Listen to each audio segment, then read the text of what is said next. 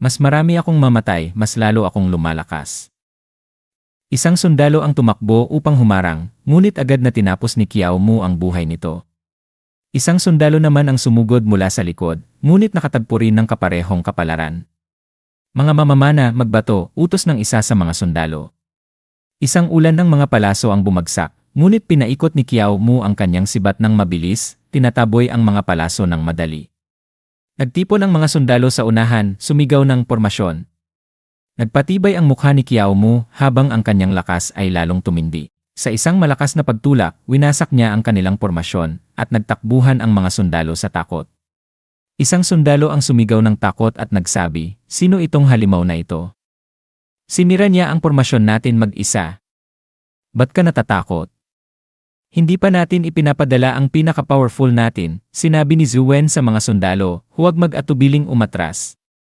Patuloy na lumaban, isang sundalo, pawis na pawis sa takot, ang nagsabi, "Opo, sir," habang tinutulungan ni Zhu Wen ang Panginoon ng lungsod ng Yan, si Guyan. Si Guyan, ang Panginoon ng lungsod ng Yan, ay nag-isip saan ba napunta ang mga takot ng pamilya Kiao. Bakit hindi nila kayang magpatalo? At itong si Kiao Sen, ang dami niyang pagkakapareho kay Kiao Lin kahit mag-ama sila, ang mga galaw at ekspresyon nila, kamukhang kamukha. Sinabi ni Kiao Mu, "Magnanakaw na matandang Guyan, duwag ka. Hindi ka makakaligtas." Iniwan ni Zhu Wen ang Panginoon at mabilis na tumakbo patungo kay Kiao Mu at nagsabi, "Panginoon, magtago na po kayo. Ako na ang hahawak sa kanya." Hinaharangan ni Kiao Mu ang atake ni Zhu Wen. Sinabi ni Kiao Mu, "Narito ako upang maghiganti para sa anak ko." "Bakit ka makikialam?" Sinabi ni Zhu Wen, "Tumahimik ka. Pinatay ng anak mo ang anak ng Panginoon. Karapat-dapat lang siyang mamatay," sinabi ni Kiao Mu, "yung batang iyon, pinipilit na mang-api sa mga tao sa lungsod na ito." "Ang anak ko, tinulungan ang mga tao," sinabi ni Zhu Wen, "Kawawa ka, hindi mo pwedeng siraan ang aking batang master," sinabi ni Kiao Mu, "Deli. Isang tapat na aso ng pamilya Go. Sigurado ako, masarap ang kinakain mo, mas maganda pa kaysa sa iba, di ba?" Sinabi ni Zhu Wen, "Tumahimik ka." At inatake si Kiao Mu, ngunit hindi tumama. Sinabi ni Kiao Mu, "Ha? Exposed ka na ngayon, tanga ka." Bigla na lang itinutok ni Kiao Mu ang kanyang sibat sa balikat ni Zhu Wen at tinamaan, nagkaroon ng butas. Hinawakan ni Zhu Wen ang sibat. At sinabi, "Hindi kita papayagan na makalapit kahit kalahating hakbang, kahit buhay ko pa ang kapalit." Sinabi ni Kiao Mu, "Magandang aso. Sayang lang, pangit ang master mo." Isang sundalo, nagulat ang nagsabi, si Zhu Wen ay isang class 7 na martial artist at hindi pa siya nakatagal ng 10 round. Sinabi ng kaibigan, "Gusto mong tumakas?" Hindi pa nga nakikipaglaban ang Panginoon, biglang nagpakita si Guyan, ang Panginoon ng lungsod ng Yan, ng kanyang aura at nagsabi, "Zhu Wen, magaling ka." Tumingin si Zhu Wen pabalik at nagsabi, "Panginoon." Itinutok ni Guyan ang kanyang espada kay Kiao Mu. At tinusok ito, pinasukang sabay sina Kiao Mu at Zhu Wen. Nabigla si Kiao Mu at tinitigan ang espada ni Guyan, at nag-isip, "Saan ba ako napahamak? Panalo siya ngayon pero susumpa ako, mamamatay ka sa susunod." Habang si Kiao Mu at Zhu Wen ay nahulog sa lupa at tuluyang nakatulog ng walang hanggan. Pumalakpak si Guyan, ang Panginoon ng lungsod ng Yan, ng parang isang batang babae at nagsabi, "Ha. Ganito ang nangyayari kapag tumayo kayo laban sa akin, ang Panginoon ng lungsod na ito. Anong silbi ng dami ng mga tao sa pamilya Kiao? Papatayin ko silang lahat. Walang makakapigil sa akin. Wala ni isa." Ha. Sa ibang eksena, tinitigan ni Kiao Mu ang system at nagsabi, "Tingnan natin kung anong ganda ng death rating ko ngayon." Buod ng kamatayan Kiao Mu, class 6 na martial artist, sinabi ng system notification, death rating, skill points na nakuha pagkamatay, 56 natitirang skill points, 11 mga nawalang skill points sa pagtaas, 59 bilang ng muling pagkabuhay sa loob ng 7 araw, 2 sa 5 mga kasanayan immortality punch, aura training phase, maliit na tagumpay, 40% military spear, maliit na tagumpay. 100% Celestial Demon Dismantling Technique, Mastery, 100%. Iron Crotch Technique, maliit na tagumpay, 100% Rippling Inner Strength Technique, maliit na tagumpay, 100% Guide to Legendary Martial Arts Mastery, Advanced, 100% karagdagang gantimpala. Nadagdagang sigla isa pang notification ng system, "Congratulations, user, sa pagkuha ng A rating sa unang pagkakataon.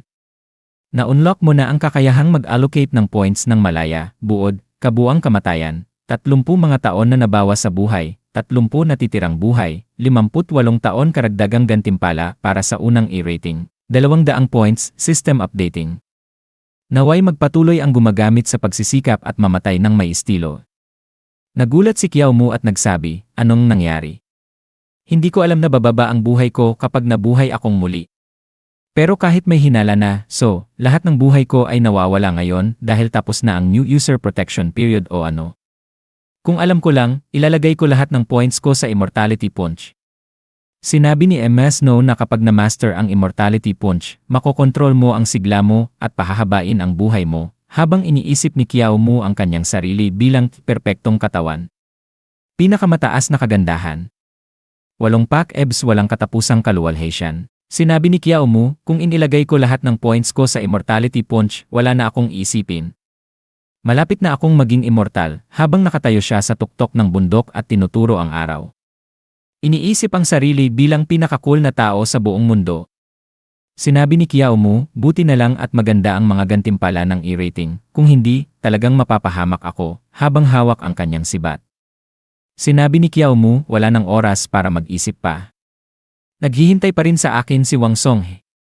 At tungkol sa pagbawas ng buhay, pag-aralan ko na lang ito pagkatapos ko tanggalin si Goyan. Makailang sandali ang lumipas, isang sundalo ang nag-ulat kay Goyan, ang Panginoon ng lungsod ng yan, masamang balita. Panginoon! Sir! May nangyaring masama sa mansyon. Isang grupo ng mga tao ang biglang pumasok sa mansyon. Sinamantala nila ang kakulangan ng depensa, pinatay ang lahat ng mga bantay, at tinak-over nila ang mansyon. Habang si Goyan, ang Panginoon ng lungsod ng yan, ay nagulat sa ulat. Ang hangin ay puno ng tensyon at takot habang si Goyan ay nagbigay ng mga utos sa kanyang mga sundalo, ang galit ay nagliliyab sa kanyang mga mata. Malayo pa ang laban at ang anino ng pamilya Kiao ay malapit ng magtagumpay upang magbigay ng katarungan. Ang Lord ng Yan City, si Goyan, ay sumigaw, dali. Tawagin ang lahat at magmadali pabalik sa estate. Sumagot agad ang kanyang tagapaglingkod, Inlay Lord. Hindi nagtagal, nagtipon ang isang grupo ng mga tao na may armas. Isa sa kanila, na may hawak na martilyo, ay sumigaw, huwag pabayaang makatakas. Isa pang lalaki na may espada ang nagdagdag, dapat nating ipaghiganti si Hero Kiao. Ang mga tao sa bayan ay sabay-sabay na sumigaw, patayin si Goyan. Pinagmumura ni Goyan ang nagtipong mga tao, kitang-kita ang kanyang pagkamuhi. Isang bungkos ng walang kwentang langgam di. Itinutok niya ang espada sa mga tao. Patayin silang lahat. Huwag nang mag-iwan ng buhay, patayin sila. Sa kanyang utos, hinugot ng mga mamamana ang kanilang mga pana at nagbato ng mga palaso. Ngunit bigla, isang serye ng mga nakakagulat na slash ang tumanggi sa ulan ng mga palaso. Ang mga tao sa bayan ay napahinga sa pagkabigla habang isang lalaki ang lumabas mula sa kabuluhan. Hero Kiao! Buhay ka, sigaw ng isa. Napalaki ang mga mata ni Goyan sa hindi makapaniwalang tanawin. Kiao-sen! Impossible! Pinatay ko siya ng aking sariling mga kamay.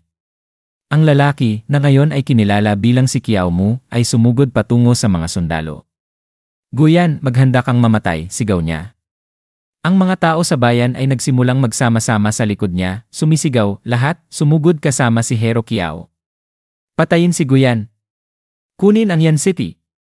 Habang ang kaguluhan ay nagpapatuloy, isa sa mga sundalo ni Goyan, nanginginig, ang bumulong, brother, hindi pabor sa atin ang sitwasyon. Anong gagawin natin? Tumalikod siya, at nakita niyang ang kanyang kasama ay tumakas na, iniwan ang kanyang armas at armor. Ang Kiao na ito, tao o multo, paano natin siya kalabanin? Tanong ng isa pang sundalo. Para sa kaunti lang na sweldo namin kada buwan, bakit namin ipaglalaban ang buhay namin? Sabi ng isa pa. Isang ikatlong sundalo ang nagsabi, ang mga tao ng Yan City ay namumuhay ng mahirap, tapos ngayon, gusto pa nilang patayin sila ng City Lord. Mas masahol pa siya sa hayop. Sumali ako sa hukbo ni Goyan upang protektahan ang kapayapaan, dagdag ng isa. Kung papatayin ko ang mga inosente ngayon, paano ko haharapin ang mga magulang ko? Tama, sabi ng isang mas maikli ang katawan na sundalo. Kung kaya niyang pagtaksilan si Zuen, na matagal nang tapat sa kanya, hindi siya magdadalawang isip na talikuran kami. Bigla, may isang sundalo ang sumigaw, tama na ako sa kabaliwang ito. Sumigaw si Guyan ng galit, walang tatakas. Bumalik kayo dito. Ang sinumang hindi susunod ay papatayin. Ngunit hindi siya pinansin ng mga sundalo at nagkalat sila sa lahat ng direksyon. Nakita ni Guyan na si Kiao Mu ay tumatagos patungo sa kanya gamit ang kanyang sibat. Nahulog siya sa ilalim nito. Ito ang iyong kasalanan, Guyan, ang bulong ni Kiao Mu. Ang iyong kasakiman at kalupitan ang nagdala ng iyong pagkatalo. Ngayon, maghanda kang mamatay. Ako bang matatalo mo? Ang sigaw ni Guyan, kasunod ang matinding hagupit na tumama kay Kiao Mu. Tumutok si Kiao Mu, ang kanyang mga isipan ay mabilis na nag-isip. Ang lakas ng enerhiya ng espada, paano siya ganoon pakalakas kahit sugatan? Patuloy na umatake si Guyan. Sinira mo ang lahat ng pinaghirapan ko. Patayin kita. Kailangang mamatay ang bawat miyembro ng pamilya Kiao. Sa isang brutal na pag-atake, pinagsasaksak ni Guyan ang tiyan at binti ni Kiao Mu, dahilan para siya ay mapatumba. Tapos na, wika ni Guyan gamit ang kanyang lakas. Purong yang sword judgment, mamatay ka. Ngunit bago siya tumama, nahawakan ni Kiao Mu ang talim ng espada gamit ang kanyang sariling kamay. Nagtigil si Guyan sa takot. Paano? Paano ito nangyari? Naguguluhan na tanong ni Guyan. Nakita mo na ba ang estilo ng espada ko? Hindi. Hindi pa tayo umabot ng 10 galaw, hindi mo dapat ito nakuha. Ngumiti si Kiao Mu. Kung ito ang unang laban natin, baka hindi. Pero ito na ang pangatlo. Napaluhod si Guyan, namutla ang mukha sa gulat. Pangatlo? Kaya hindi ka. Hindi ka si Kiao Sen, ikaw si Kiao Lin. Hindi sumagot si Kiao Mu. Sa halip, itinulak niya ang kanyang spearman sa dibdib ni Guyan.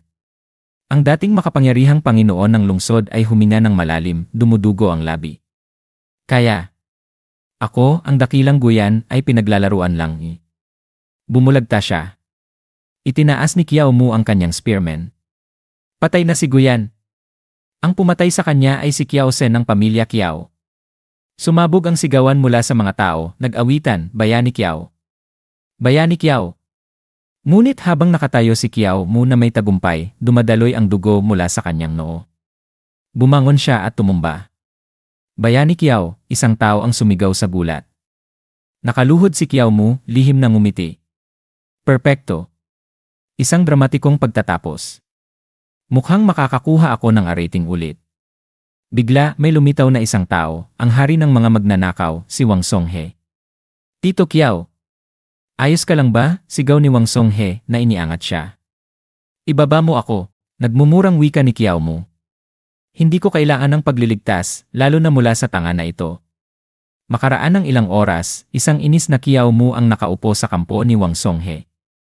Ang ganda ng iyong paggaling, Tito Kiao, masayang wika ni Wang Songhe. Pero parang ang sama ng iyong pakiramdam. Halos nasira na ang mga daanan sa iyong katawan, at ang iyong panloob na enerhiya ay mas mababa sa 1/10. Matagal bago ka maging buo muli. Napabuntong hininga siya. Masama ang mga pasilidad medical sa Yan City. Mukhang dito muna ako maghihintay, hanapin ang lunas. Si Kiao Mu ay umungol sa loob-loob. Wang Songhe, talaga, ikaw ay hindi matitiis. Masiglang sinabi ni Wang Songhe, pero huwag mag-alala, Tito Kiao. Gagawin ko ang lahat para gamutin ka. Nag-ungol si Kiao Mu sa loob. Wala na, pakiusap. Agad akong gagaling kung titigilan mo na akong iligtas. Pinilit niyang magiti at sinabi, sana, gusto ko ng sariwang hangin. Itinaas ni Wang Songhe ang kilay. Tito Kiao, naghahanap ka ba ng katawan? Katawan? Anong katawan? Tanong ni Kiao Mu, naguguluhan. Bigla siyang napansin. O hindi. Nakalimutan kong ang katawan ko ay nasa kalsada pa. Nagpatuloy si Wang Songhe, ang katawan ng Peking Tito Kiao. Talaga namang matalino ka, Tito Kiao, pinapagawa mong ibang tao ang magpanggap na ikaw para makampante si Guyan. Ahaha, talagang matalino, naguguluhang wika ni Kiao Mu. So, nasaan na ang katawan ngayon? Huwag mag-alala, wika ni Wang Songhe.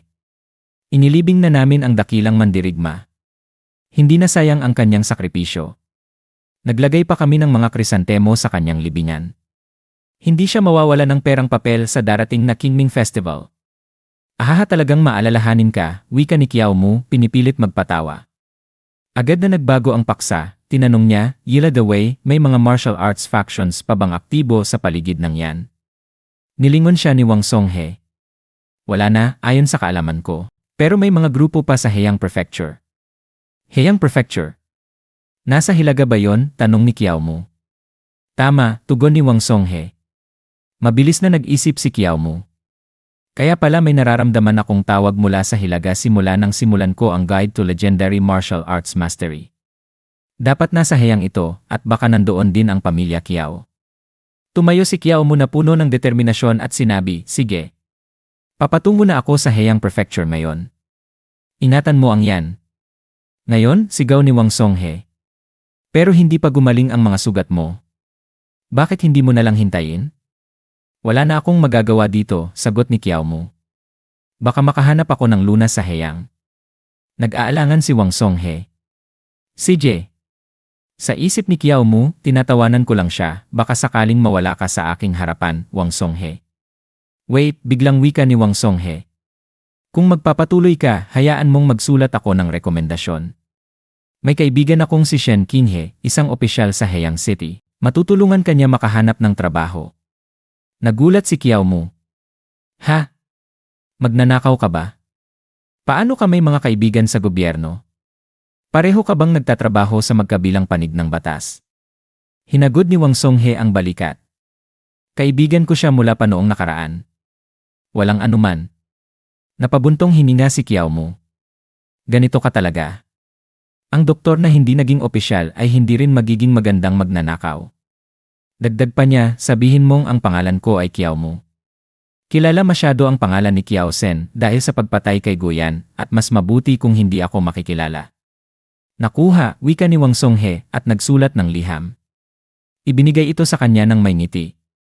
Nais ko sa iyo ang isang mabilis na paglalakbay, Tito Kiao. Magandang bata ka, wika ni Kiao Mu, pinapalo siya sa balikat. Babayaran kita para dito. Hatiin natin ang mga nakuhang yaman. Ilitaw ang kanilang pagtipon sa isang tambak ng kayamanan. Hindi ko makapaniwala na ang matandang magnanakaw na si Guyan ay nakapagnakaw ng ganito karami mula sa mga tao, wika ni Wang Songhe na may pagkasuklam. Talaga namang wala siya sa antas ng mga hayop. Samantala, si Kiao Mu ay nalulunod sa mga gintong barya, tumatawa. Ahahaha! Mayaman ako! Tinutok ni Wang Songhe ang mata sa kanya, naguguluhan. Pagkatapos ay tumayo si Kiao Mu at sinabi, maliit na Wang, kunin mo na lahat ito. Ano? Lahat ng ito, tanong ni Wang Songhe, nagulat. Marami pang mga tao ang nasa bingit ng gutom, ipinaliwanag ni Kiao Mu. Gamitin mo ang perang ito upang bumili ng pagkain para sa kanila. Magpapasalamat sila sa iyo. Walang pinuno ang Yan City ngayon, pero malamang na magpadala ang gobyerno ng isa sa lalong madaling panahon. Kung isa na namang Guyan, tumigil siya. Mas mabuti kung ikaw na lang ang mamahala. Gamitin mo ang yan bilang iyong base habang pinag-iisipan mo ang susunod na hakbang. Tumingin si Wang Songhe kay Kiao Mu, nangungusap ang mata. Tito Kiao, isa kang tao ng prinsipyo na hindi pinapansin ang mga material na bagay. Walang hanggan ang paggalang ko sa iyo, tulad ng walang katapusang ilog. Tama na, bulong ni Kiao Mu, nahihiya. Hindi naman ako aalis nang walang dalang anuman. Itinaas niya ang isang aklat. Ang Pure Yang Limitless Art ay akin. Ngumiti si Wang Songhe. Magaling na mata. Ang Pure Yang Limitless Art ay isang mataas na antas na teknika sa mga sinaunang martial arts. Talaga? Pahingi nga, wika ni Kiao Mu, sabik na binuksan ang aklat. Ngunit habang binabasa ito, napaputla ang mukha niya. Tito Kiao, nagsimula si Wang Songhe na may pag-aalangan. May pamilya ka na, hindi ba? Sa tingin ko hindi mo magagamit ang teknik na ito. Tinutok ni Kiao Mu ang mata sa teksto, hindi makapaniwala, upang magsanay ng sining na ito, kailangang mapanatili ang pagkabirhen. Ang hindi pagnanasa ay magdudulot ng tagumpay, ang pagbulalas ay magdudulot ng pagkatalo.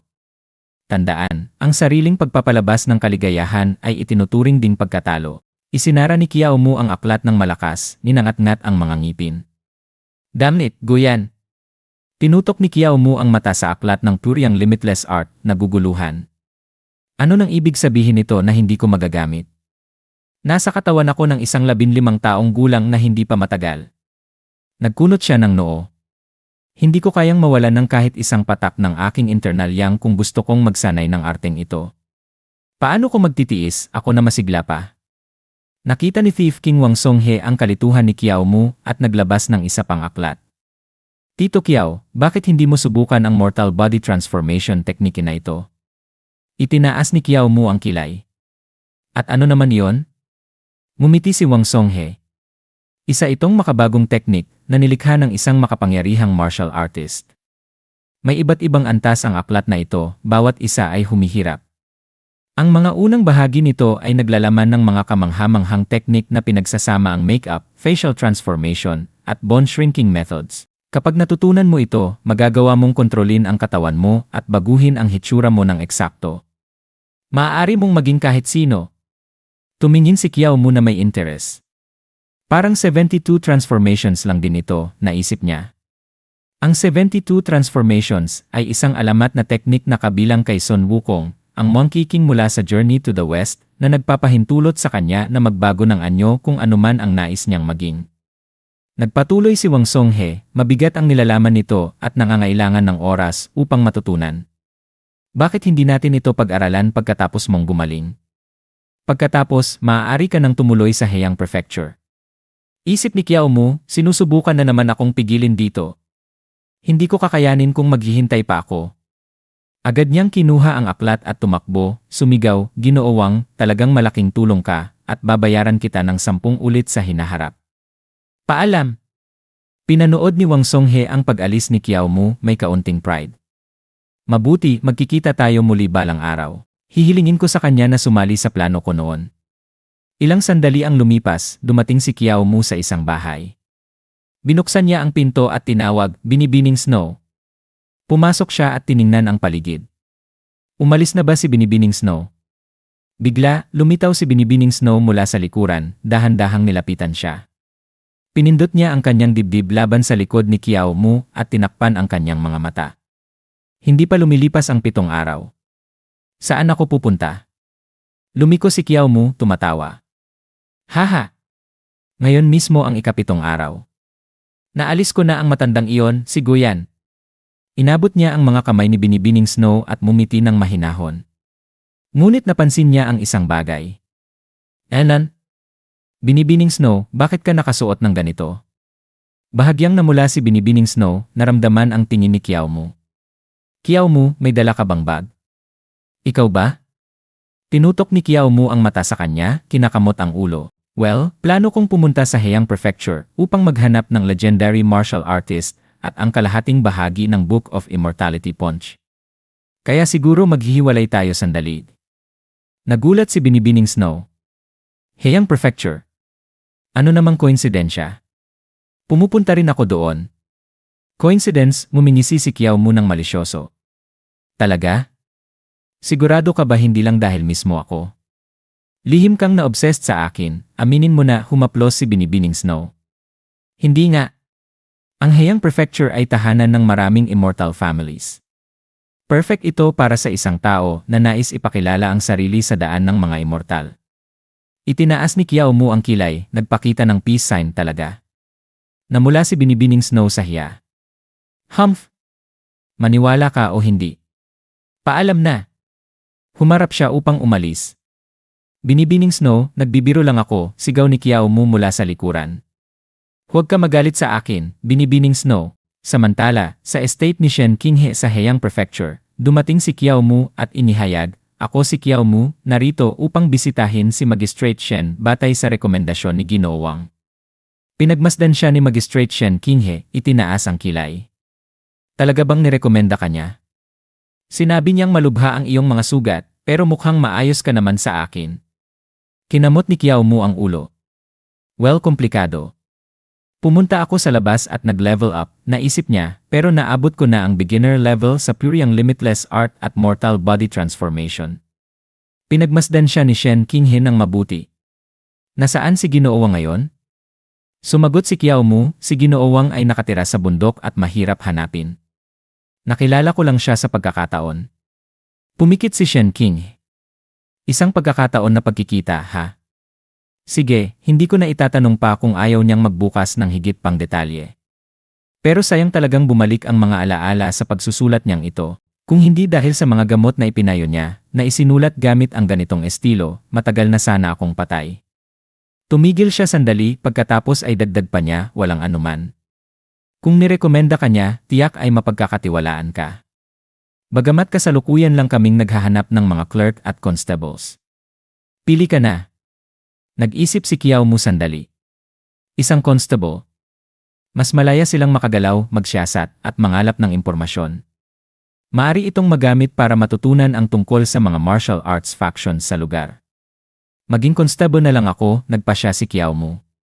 Pagkatapos, sa opisina ng constable, formal na ipinakilala si Kiao Mu. Ako si Kiao Mu, ang bagong constable, sabi niya nang may kumpiyansa. Isang batang lalaki ang bumulong sa kanyang nakatatanda, Sir, hindi pa nagiging bayas si Shen dati. Paano siya naging constable agad? Bumulong ang nakatatandang lalaki, sino ba ang taong ito? Bigla, sumulong si Chief Constable Chen Yingsu. Tahimik. Pumalakpak si Chen Yingsu upang makuha ang atensyon ng lahat. Sige, kolegis na tayo ngayon na naipakilala na ang bagong tao. Magkaisa tayo. Tumaas siya ng kaunti at nagpatuloy, ngayon, pag-uusapan ko ang kaso habang nandito na ang lahat. Baka narinig niyo na ito, ang kaso ni Monster Wuchang sa kabisera ng Heiyang Prefecture. Naging tahimik ang buong silid at parang may malamig na hangin na dumaan sa kanilang likod. Nagmumukhang magulo si Kiao Mu. Wuchang! Monster! Tumango si Chen Yingsu ng seryoso. May isang halimaw na nanggugulo sa lungsod kamakailan, kumukuha ng maraming buhay. Ang pangalan nito ay Wuchang, isang uri ng supernatural na nilalang na kumakain ng enerhiya mula sa mga patay. Kumukuha ito ng buhay sa tuwing ito ay lilitaw, katulad ng Hei Bai Wuchang. Nablink si Kiao Mu. Hei Bai Wuchang. Ito ay isang karakter mula sa mga alamat ng mga Chino, paliwanag niya, katulad ng Grim Reaper. Nagpatuloy siya, ang halimaw na ito ay napakalakas. Maraming martial artist na nasa class 5 at 6 na ang nagtangkang sugpuin ito, ngunit wala ni isa ang nakaligtas. Pagkarinig nito, lumiwanag ang mga mata ni Kiao Mu ng kasiyahan. Yan ang klaseng monster na pwede mong ipaglaban. Naisip niya sa sarili. Pinutol ni Chen Yingsu ang kanyang mga iniisip. Gayunpaman, sa kasong ito, makikipagtulungan tayo sa Xuanchen faction. Dahil dito, nagkunot ang noo ni Kiao Mu. Xuanchen faction. Naalala niya ang mga sinabi ni Binibining Snow, itinatag ang Xuantian sa lupaing pag-aari ng pamilya Kiao. Tinatawag na ngayon itong Xuanchen faction. Anong koinsidensya, naisip niya? Tila may koneksyon ang Xuanchen faction sa mga martial arts factions. Kung kaya nilang sakupin ang lupa ng pamilya Kiao ng ganoon na lang, malamang ay alam din nila ang kinaroroonan ng ikalawang kalahati ng immortality punch technique. O, kung swertehin ako, baka makahanap pa ako ng ibang paraan upang mapabilis ang aking cultivation. Isang batang constable ang umungol, hindi na naman, bakit lagi na lang kaming pinapasan ng mga ganitong kaso? Isang matandang constable ang umayos ng upo. Isang trabaho na walang pasasalamat at walang pagkakataon ng bonus ni. Tumingin si Kiao Mu sa paligid, naguguluhan. Tinapik niya ang constable na may manipis na bigot. Hoy, kaibigan, ano bang nangyayari sa kanila? Sumagot ang lalaki ng may nerbiyos na tawa. Anong tingin mo? Mga regular na constable lang kami. Anong magagawa namin tungkol sa mga supernatural monsters? Pati na ang boss, na siya ang pinakamalakas sa amin, ay mahirap pa nga umabot ng class 7. Nagkunot ng noo si Kiao Mu. Kaya ipinasa na lang nila sa amin ang trabahong ito, kahit na may panganib. Nagshrug ang constable. Anong magagawa namin? Laging inuuna ng Imperial Court ang mga immortal. Kami na lang lagi ang napapaiiwan. Nakangiti si Kiao Mu. Walang dapat ikabahala, bago pa siya makapagpatuloy, isang maganda at kaakit-akit na babae ang bumaba mula sa langit saksi ang isang malaking papel na crane. Nakakabighani at ethereal ang kanyang presensya. Mukhang dumating ako sa tamang oras, sabi niya. Tinutukoy niyo ang kaso ni Monster Wuchang, hindi ba? Namilog ang mata ng constable na may manipis na bigote. Iyan ang Lunar Fairy mula sa Xuanchen faction. Bumaba siya mula sa crane ng maayos, na ang crane ay naging normal na laki nang siya ay nag-utos. Hindi niyo kailangang labanan ang halimaw, sabi niya nang may mapayapang ngiti. Ang inyong papel ay upang hanapin ito at mag-ulat agad sa akin. Labis kong pinahahalagahan ang inyong mga pagsisikap, mahal kong mga constable. Nagliliwanag ang mga mata ng matandang constable. Maraming salamat sa inyong kabutihang loob at malasakit, o mapagkalingang fairy. Ang batang constable, na may mga mata na parang bituin, ay nagsabi, huwag mag-alala, Madam Fairy. Gagawin ko ang lahat ng aking makakaya upang mahanap ang trail ng halimaw. Nag-roll ang mata ni Chen Yingsu. Talaga, ang mga taong ito ay sabik na magtrabaho ng sobra. Say ng constable na may bigot, at least realistic sila sa kung ano ang magagawa natin. Tanging ang mga errands lang naman ang kaya natin. Tumango ang Lunar Fairy. Kung ganoon, ipagkakatiwala ko sa inyo ang task. Kahit na kailangang tumawid kayo sa mga umaalimpuyong apoy at magulong alon, naniniwala akong magtatagumpay kayo. Bumulong si Kiao Mu sa sarili, ang ganitong task ay wala lang para sa isang immortal. Bakit hindi na lang niya ito gawin mismo? Baka may tinatago silang plano laban sa Imperial Court. Ipinaliwanag pa ng Lunar Fairy, ang halimaw na ito ay kumakain ng enerhiya ng mga patay at madalas na lumilitaw sa mga lugar gaya ng mga ospital o bilangguan kung saan ang mga tao ay malapit ng mamatay. Kung hindi nyo matutunton ang trail nito sa mga lugar na iyon, maaaring gamitin nyo ang isang grupo ng mga taong malapit ng mamatay bilang pain upang mailabas ito. Nag-aalangan ang matandang constable. Medyo hindi ba't masyadong malupit gamitin ang mga tao bilang pain? Nagdagdag ang batang constable na may nerbiyos, hindi ba't masyadong malupit iyon? Hinaplos ng Lunar Fairy ang ulo, hindi apektado. Mamatay na rin naman sila. Bakit hindi na lang sila gamitin ng mabuti bago sila mawala? Sumimangot si Chen Yingsu. Ano ang plano mong gawin sa halimaw kung mahuli namin ito? Ngumiti ng mapayapa ang Lunar Fairy. Mabait ang langit. Ibabalik namin ito sa Xuanchen faction upang parusahan. Bilang isang nagkasalang nilalang, magiging lingkod ito sa amin sa natitirang bahagi ng buhay nito bilang kabayaran sa mga kasalanan nito. Nagmadali ang mukha ni Chen Yingsu. Benevolent, ha? Ang halimaw na iyon ay pumatay ng hindi mabilang na mamamayan ng Dayan, tapos mamumuhay pa ito sa tabi ng mga immortal. Saan ang hustisya roon? Malinaw ang batas ng Dayan, kung pumatay ka, kailangan mong magbayad ng iyong buhay. Nanatiling kalmado ang Lunar Fairy. Ang batas ng Dayan ay para lamang sa mga ordinaryong tao. Ang mga halimaw at demonyo ay nasasakupan ng mga immortal. Ikaw, nagsimula si Chen Yingsu, galit na galit. Itinaas ni Kiao Mu ang kamay at pinutol siya. Patawad, Madam Fairy, sabi niya nang may mapanuksong ngiti. Ano nang gagawin namin kung aksidenteng mapatay namin ang halimaw habang sinusubukan naming hanapin ito? Luminga si Chen Yingsu patungo sa kanya habang nagpapawis ng malalim. Sinabi ng Lunar Fairy mula sa Xuanchen faction, kakasabi ko lang sa inyo, delikado ito. Pag nakita nyo na ito, agad nyong ipagbigay alam sa akin. Biglang lumapit si Kiao Mu sa Lunar Fairy mula sa Xuanchen faction at nagsabi, ha? Paano kung kami na ang habulin at wala ng oras para mag-ulat? Hindi ba kami pinapayagang lumaban pabalik? At kung sakaling, sa isang himala, mapatay namin ito, hindi ba kami makakatanggap ng mga gantimpala mula sa Immortal faction? Tulad ng isang biyahe papuntang headquarters ng faction.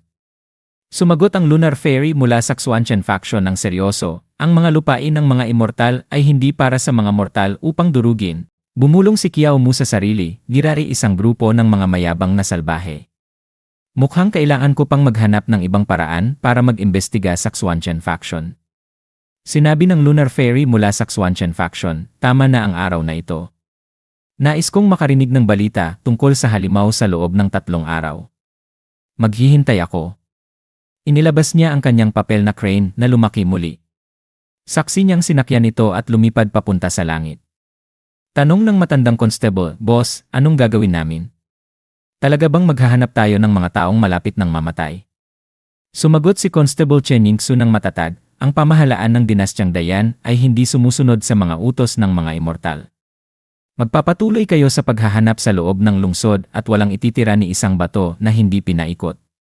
Kung may makita kayo, agad ipagbigay alam sa akin. Ako na ang bahala sa iba. Tumango ang matandang constable. Boss! Sinabi ni Chen Yingsu, magpaiwan ka, Kiao Mu. Si Sir Shen ay laging makatarungan at tapat. Kung siya ang kumuha sa'yo, ibig sabihin may kakayahan ka talaga. Nagtatantya ka lang ba kanina, o mayroon ka talagang mga ideya kung paano papatayin ang halimaw? Sumagot si Kiao Mu, sobra kayong mag-isip, boss. Nagtatanong lang ako ng objective na tanong. Nagmuster si Chen Yingsu ng mata. Talaga? Siyempre, sagot ni Kiao Mu. Sinabi ni Chen Yingsu, sige. Kasama ka sa paghahanap ng mga pahiwatig. Mumiti si Kiao Mu. Sa sarili, bumulong si Kiao Mu, isang halimaw na kumakain ng enerhiya ng mga patay, bakit hindi ko subukang mamatay na lang ako? Sa kanlurang bahagi ng lungsod, Drunken Immortal Restaurant, tumingin si His Majesty sa kalsada mula sa bintana.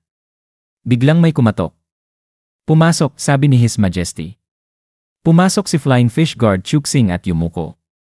Kamahalan, may balita kami tungkol kay Wang Songhe. Pinaglaruan ni His Majesty ang kanyang jade ring at nagsabi, sabihin mo. Ipinahayag ni Chuxing, may isang espiya kami malapit kay Shen Qinghe na nagsabi sa amin na may isang tao na nagngangalang Kiao Mu na pumasok bilang constable sa pamahalaan ng prefecture. Sa liham ng rekomendasyon, hindi binanggit ni Wang Songhe ang kanyang mga kalagayan. Baka hindi rin alam ni Shen Qinghe. Kamahalan, kumakalat ang balita na si Wang Songhe ay lumipat na sa landas ng mga immortal. Kalokohan, pinutol ni His Majesty habang kinuha ang kanyang tasa ng malamig na tsaa. Kinamumuhian niya ang mga immortal sa bawat hibla ng kanyang katawan. Bakit pa siya susubok matutunan ang kanilang mga paraan? Pero ang tao ay talagang nagbabago. Matagal siyang nagtago at ngayon bigla siyang magrerekomenda ng isang tao. Tiyak na may malaking kahalagahan ang taong iyon. Ihanda mo ang lahat. Gusto ko siyang makita kung sino ba talaga ang Kiao Mu na ito.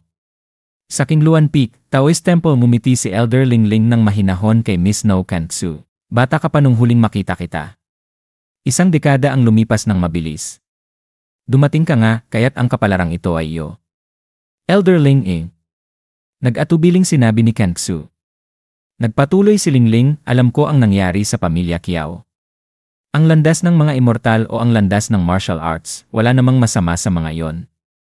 Ipinanganak ka na may natatanging espiritual na pandama. Kung may mas mabuting paraan ng cultivation, bakit hindi na lang gamitin ang mga yon? Dahil hindi mo nais sumali sa alinmang immortal factions, hindi magiging masama kung mananatili ka sa akin. Ibaba ni Miss No ang kanyang ulo. Elder. Sa sarili, naisip niya, ano kaya ang ginagawa mo ngayon, Kiao Mu? Sa isang ibang eksena, si Kiao Mu ay nakaupo sa isang kulungan, nagsusukat ng ilong. Sinabi ng isang constable, magpakabait ka dyan. Kung maghahanap ka ng mga kalokohan, kahit 10 buhay ay hindi sapat para sayo. Pinataboy ni Kiao Mu ang isang budger. Huwag kang mag-alala. Wala akong balak tumakas. Bumulong siya sa sarili dahil namamatay ako para sa pagkakataong ito. Kaninang umaga, sa loob ng Downs Jade Pavilion Tea House, isang lalaki ang naglagay ng isang kahon sa mesa at nagsimula ng kanyang kwento. At sumigaw ang bayani na si Kiao Sen, ako'y isang mandirigma at walang ibang daan kundi magpatuloy. Pagkatapos niyang sabihin iyon, pinatay niya ang Panginoon gamit ang isang dagok ng kanyang pangil at umalis na hindi lumingon pabalik. Pinutol ni Kiao Mu, ano bang saya sa pagkwento tungkol sa akin ng paulit-ulit? May mga halimaw sa lungsod. Magkwento ka ng mga bagay na uso, storyteller. Sumigaw ang isa pang patron, ito na ang tuktok. Si Kiao Sen ay isang tunay na bayani. Say ni Kiao Mu sa sarili. Nais ko sanang matutunan ang higit pa tungkol sa lungsod upang malaman kung saan maaaring magpakita ang halimaw sa susunod. Pagkatapos ay mamamatay na ako ng masaya. Sa halip, ginugol ko ang kalahating oras sa pakikinig sa mga dakilang nagawa ko noon. Sayang ang oras. Lumapit ang isang tao kay Kiao Mu at nagsabi, bilang isang constable ng kabisera ng Heiyang Prefecture, nandito ka ngayon nakikinig ng mga kwento sa harap ng araw imbes na magtrabaho. Baka naman pinapabayaan mo ang iyong mga tungkulin. Nabigla si Kiao Mu at sumagot, tinuturuan mo ba akong gawin ang aking trabaho? Ngumiti ng bahagya ang tao. Wala akong intensyon. Nagbibiro lang ako. Tinutok ni Kiao Mu ang kanyang mata sa dalawang lalaking nasa harap niya at nakatingin siya sa mayabang na itsura ng nagsasalitang lalaki. Hindi ito isang ordinaryong tao, naisip niya habang tinitingnan ang tiwala sa sarili ng lalaking nagsasalita. Alam ko, malaki ang posisyon ng taong ito batay lamang sa kung paano siya magdala sa kanyang sarili. At yung lalaking nasa likod niya, hindi gumagalaw pero ang aura niya ay nakakatakot. Tiyak na isang master ng martial arts. Nagkunwaring hindi interesado, nagyaon si Kiao Mu at nagsabi, paano mo naman alam na hindi ako may kaso? Kung mahilig kang makialam sa buhay ng iba, bakit hindi mo nalang sabihin sa emperador kung anong dapat niyang gawin habang nandyan ka? Tumaas ang kilay ni Flying Fish Guard Chuxing sa sinabi ni Kiao Mu at lumapit. Hindi magalang, itinaas ng lalaki ang kamay, pinigilan si Chuxing. Nang may ngiti, sinabi niya, ang tapang ng dila mo, kaibigan. Na-curious ako, ano ang opinyon mo sa kasalukuyang emperador? Anong klaseng tao siya? Binuksan niya ang kanyang pamaypay ng casual, ang mga mata niyang kumikislap ng interes. Nag-isip si Kiao Mu. Anong klaseng tao? Yung mas mabuti pang patay na. Pinipigilan niyang ngumiti. Hindi ko pa nga nagagawa ang plano ko na patayin ang emperador ng Dayan. Naalala niya kung paano siya naghintay ng walang kabuluhan para dumaan ang konvoy ng emperador sa lungsod ng Yan. Napansin ni Kiao Mu ang isang poster na malapit sa kanya na may nakasulat na Silly Dog na nakabold. Tumaas ang inis niya. Pinatay ko si Guyan at hindi pa nila ako ipinaskil sa wanted poster. Sana nga pinatay na ako ng korte dahil doon. Biglang pumasok sa isip niya ang isang ideya. Baka mga lokal na opisyal lang itong mga tao. Kung sisiraan ko ang emperador sa harap nila at mapatay ako dahil doon, siguradong magiging iskandalo ito sa buong imperyo. Sa isip na yon, biglang tumawa si Kiao Mu ng malakas, kaya't nakuha ang pansin ng lahat. Ang kasalukuyang emperador. Aba, isang hari para sa mga henerasyon. Tahimik ang mga tao at nag-ikot ang mga ulo nila sa pagkalito. Inikot ng lalaki ang kanyang ulo na intriga. Ganoon ba? Hindi ba't binibigyan mo siya ng masyadong mataas na papuri? Talaga, sagot ni Kiao Mu, ang boses niya ay sapat na upang mas lalo pang magbigay pansin. Tingnan mo ang pamagat ng kanyang pamumuno, Yonghe, na nangangahulugang eternal peace. Hindi man lang siya lumaban laban sa mga immortal. Ang ginagawa na lang niya ngayon ay magyuko at maglingkod sa kanila. Nagpakita siya ng pinakamalaking ngiti na kaya niyang gawin at nagbigay ng masigasig na thumbs up. Kung hindi yan ang eternal peace, hindi ko na alam kung ano pa. Pati na rin ang isang mata niyang pinaiwing pa para sa drama. Tumingin si Flying Fish Guard Chuxing sa kanya nang hindi makapaniwala at ang kanyang isipan ay parang isang bagyong dumaan. Paano niya nasabi na taksil ang emperador? Ang lalaki na may pamaypay, hindi alintana, ay nagsabi, pero ang mga immortal ay isang napakalakas na puwersa.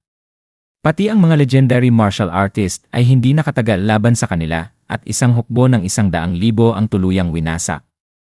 Baka ang emperador ay tumitingin sa mas malaking larawan at gumagawa ng mga kinakailangang kompromiso. Nanginginig na galit si Chuxing sa suhestyon. Itinaas ni Kiao Mu ang kilay at may tono ng pang-insulto.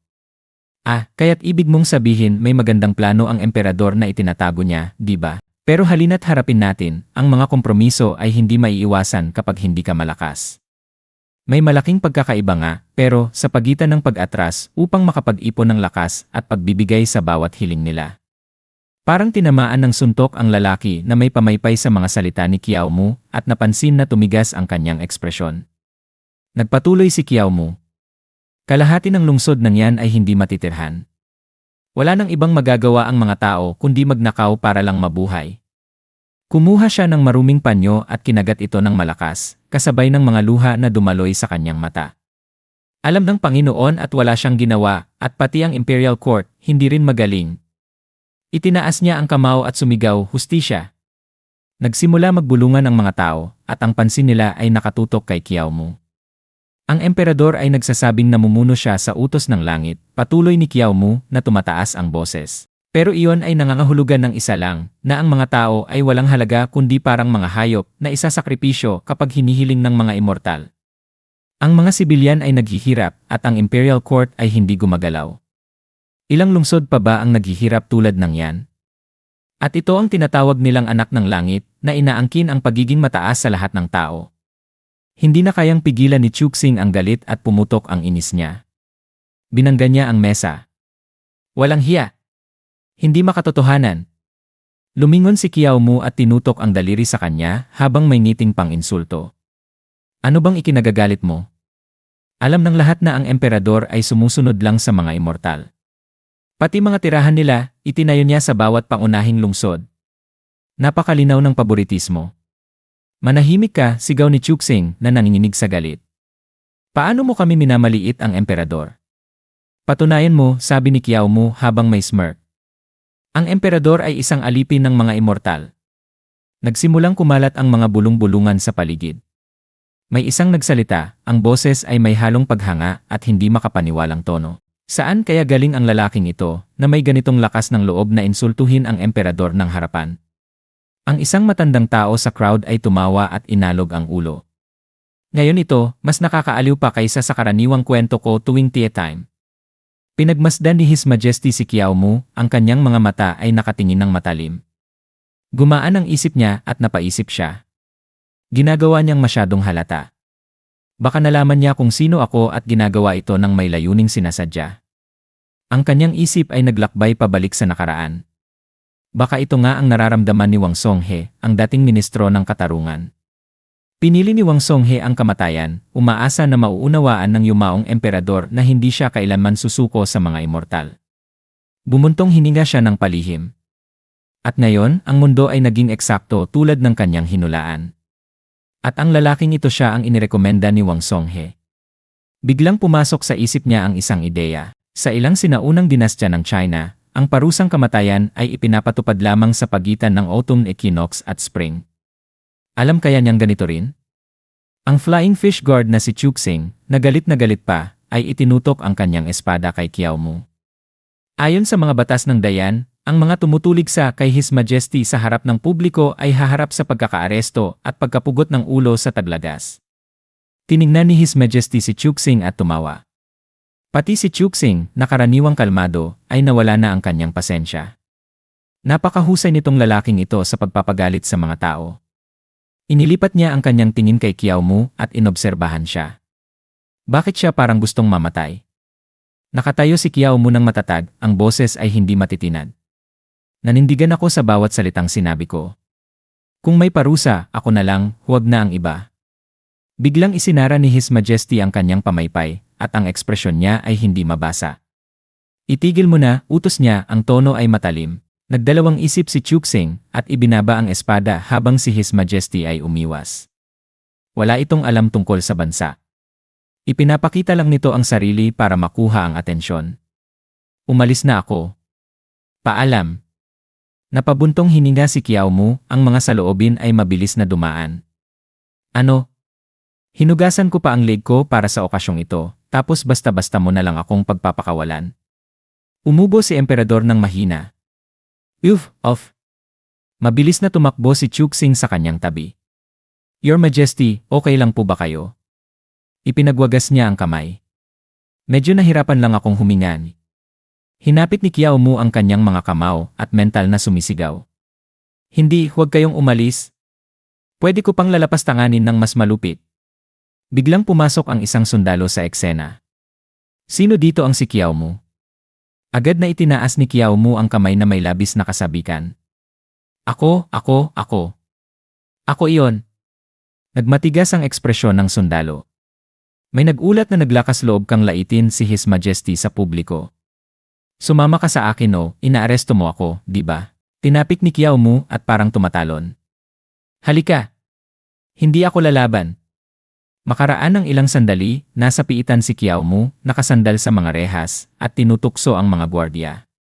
Mga kapatid, kailan niyo ba ako papatayin? Talaga bang maghihintay pa kayo hanggang taglagas? Ang layo naman nun. Huwag niyo sayangin ang pondo ng buwis, gawin na ninyo ngayon. At gawin niyo ng malaki ha. Mahilig ako sa maraming tao. Isang gwardiya ang tumitig sa kanya, nakapagtataka. Sino pa bang nagmamakaawang mamatay tulad nitong Goy? Akala niya siguro may tumulong sa kanya, kaya hindi siya pwedeng patayin. Nagbuntong hininga ang kasamahan ng gwardiya. Anong klaseng tulong ang makakaya ang magmura sa emperador? Naiinis, pinalo ng unang gwardiya ang mga kamay ni Qiao Mu sa rehas. Sinabi ko sa'yo, magpigil ka. Lahat ng naririto ay nasa death row. Huwag mong isipin na makakatakas ka. Pumuwesto si Qiao Mu sa pile ng dayami sa loob ng kanyang selda at nagbubulong. Death row ha? Perfect.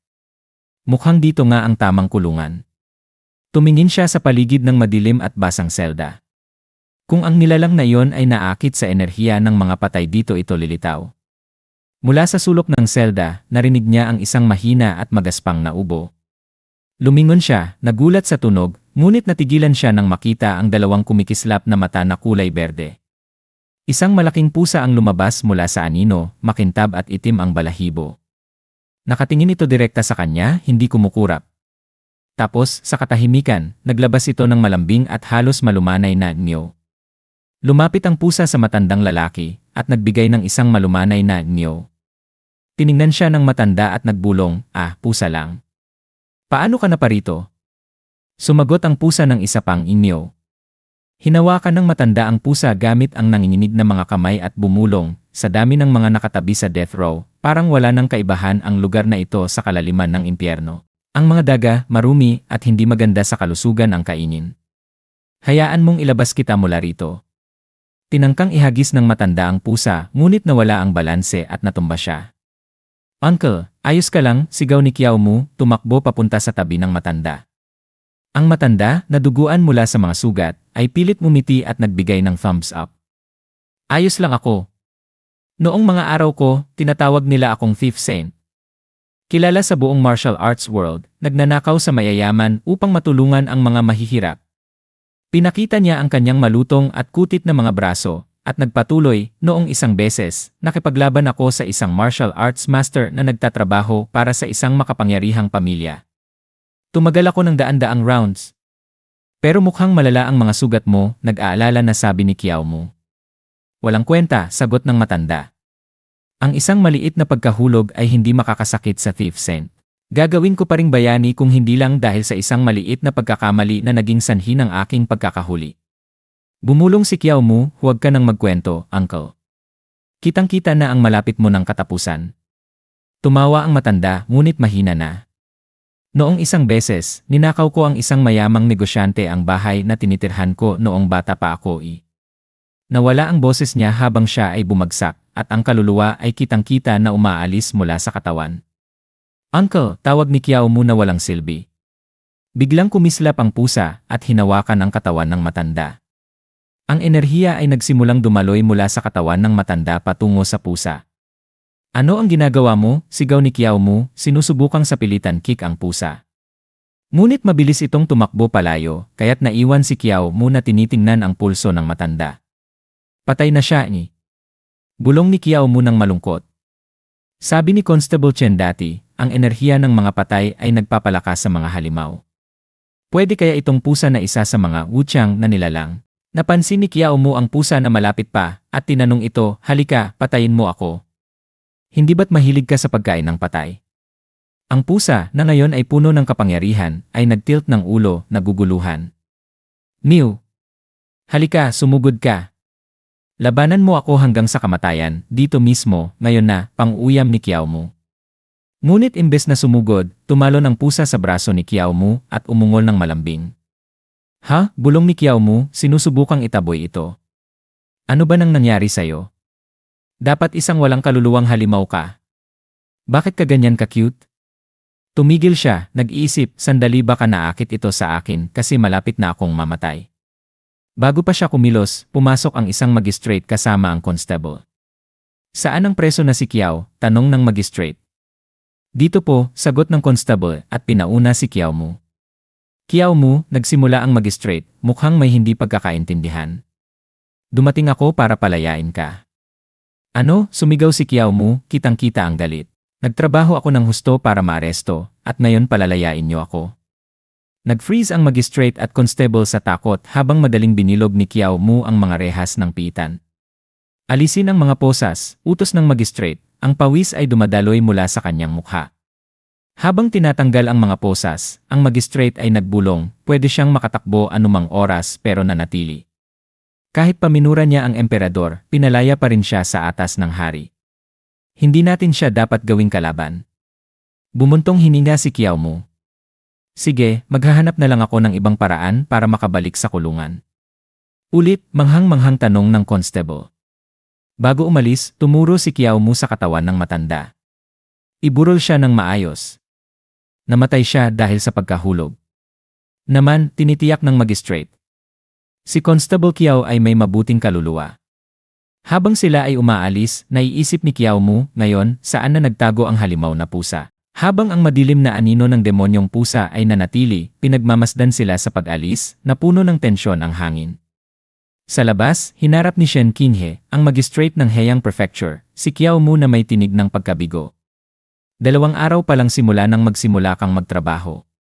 2 araw. At nahuli ka na agad habang hawak mo ang opisyal na posisyon. Nakalimutan mo ba na ang mga gawain mo ay nagiging masama para sa reputasyon ng magistrate ng prefecture? Bumuntong hininga si Qiao Mu nang walang pakialam.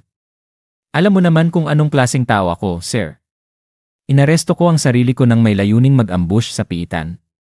Pakiusap, paniwalaan mo ako, hindi ko ito ginawa para sa sariling interes. Pinagmasdan ni Shen Qinghe si Qiao Mu, kumunot ang noo. Naiintindihan ko. Akala mo ba bobo ako? Kailangan mo bang insultuhin ang emperador sa harap ng publiko para lang makapasok sa kulungan? Umuubo si Constable Chen Yingsu ng awkward. Ahem. Qiao Mu, si Sir Shen ang nag-abot ng tulong para mailabas ka. Nagdala pa siya ng mga regalo kay Magistrate Lu. Inilabas ni Shen Qinghe ang kamay at nagbigay ng disinteresadong galaw. Sino ba ang magmamalasakit sa taong ito kung hindi dahil kay Ginoong Wang? Maraming salamat po, sir, sinabi ni Qiao Mu nang may pang-insulto, at bumulong kayo at si Wang Songhe. Hindi ko na yata kayang mamatay ng payapa ngayon na nandyan kayo sa buhay ko. Huwag mo na akong pasalamatan, sagot ni Shen Qinghe ng malupit. Isang ideya ang pumasok sa kanyang isipan, bagamat tinulungan ko siyang makalabas, sinabi ni Lu na may dumating ng iba na may kasamang Order of the Flying Fish para palayain siya. Ang Flying Fish, napaisip si Shen. Sila ba yung mga gwardya na nakapaligid kay His Majesty? Iyon ba'y direktang utos mula sa emperador? Pumasok sa kanyang isipan, may koneksyon ba si emperador sa kanya? Inutusan ba siya ni His Majesty na insultuhin siya sa harap ng publiko? Isang buhay na imahe ang dumaan sa isipan ni Shen nang si Qiao Mu ay tinatapakan ang emperador at minumura siya. Hayop ka, tinutukso ni Qiao Mu. Ang emperador, na oddly tuwang-tuwa, ay sumagot, huwag mong itigil. Ipagpatuloy mo lang ang pagmumura sa akin. Nanginig si Shen. Paano kung gusto ng emperador ang ganitong klase ng bagay? Napansin ni Qiao Mu ang ekspresyon ni Shen at nagkunot ng noo. Anong iniisip mo? Mabilis na pinakinggan ni Shen ang ulo. Wala. Balik tayo sa usapan. Napanood mo ba ang halimaw sa kulungan? Tumango si Qiao Mu. Pusa siya na may 3 kulay, puti, itim at dilaw. Ganitong kalaki, nag-gesture siya gamit ang kamay. Nagpakita siya sa tabi ng preso na namatay. Inabsorb ng pusa ang enerhiya ng patay at lumaki ng husto, mas malaki pa kaysa tao, ngunit hindi ko nakita itong nanakit ng sinuman. Idinagdag ni Chen Yingsu, sa kahit saan na may kamatayan, laging may wutyang. Tama ito. Ang ilan sa mga namatay ay may malalang sugat na parang marka ng mga kuko, posibleng mula sa isang pusa o tigre na halimaw. Nagkunot ang noo ni Qiao Mu. Pero maaaring hindi ang wutyang ang tunay na salarin. Hindi ko kayang isipin na ang isang mamamatay tao ay magmumukhang ganito. Bakit mo nasabi yan? Tanong ni Chen. Paano kung ang halimaw na pusa ay naakit lang sa enerhiya ng mga patay, at inisip ng iba na siya ang mamamatay tao? Suhestyon ni Qiao Mu. Laking gulat ni Chen. Ibig mong sabihin baka may isa pang halimaw? Isang malakas na tunog ng umuungal na tigre ang dumagundong sa langit habang isang puting tigre ay bumaba mula sa itaas. Sa ibang lugar, Sister Lunar, isang batang lunar fairy ang sumigaw. Ang beaking flying tigre ng Lady Saint ay sobrang wild, hindi namin kayang kontrolin. Laging out of control kapag wala si Shy Jai, sigaw ni Lunar. Hindi namin talaga ito kayang pamahalaan. Biglang dumating si Shy Jai mula sa Xuanchen faction, at pinatahimik ang mga ito ng matalim na sulyap. Tama na. Tungkulin natin ang magbantay sa mga spirit beasts. Kung malaman ang Lady Saint na pinabayaan namin ang kanyang tigre habang siya ay nag-iisa, malaki ang magiging problema natin. Sumik si Shy Jai ng lihim. Isang pangkat ng mga mangmang. Paano ko mapapatunayan ang aking kakayahan kung hindi magdudulot ng kabuluhan ang tigre? Lumapit siya sa tigre at pinatpat ang ulo nito. Magandang bata, umupo ka. Nagmamasid na nakawaw, ang mga batang fairies ay nagbulungan, ang galing ni Shy Jai. Iniisip ni Shy Jai, mananatili pa sa seclusion ang Lady Saint ng 1 buwan. Marami pang panahon. Kung gagamitin ko ang mga mortal para hulihin ang Wuchang na pusa, tiyak angat ako sa ranggo ng faction. At dito na nagtatapos ang video natin ngayon. Maraming salamat sa panonood, sobrang na-appreciate ko kayo lahat. Kung nagustuhan nyo ang content, huwag kalimutang i-like at mag-subscribe para hindi nyo ma-miss ang susunod na mga videos. May gusto kayong sabihin o may tanong? Mag-comment lang sa baba, gusto kong marinig ang opinyon nyo. Hanggang sa susunod mga kagoto. Stay awesome, stay curious, at kita-kits sa next video.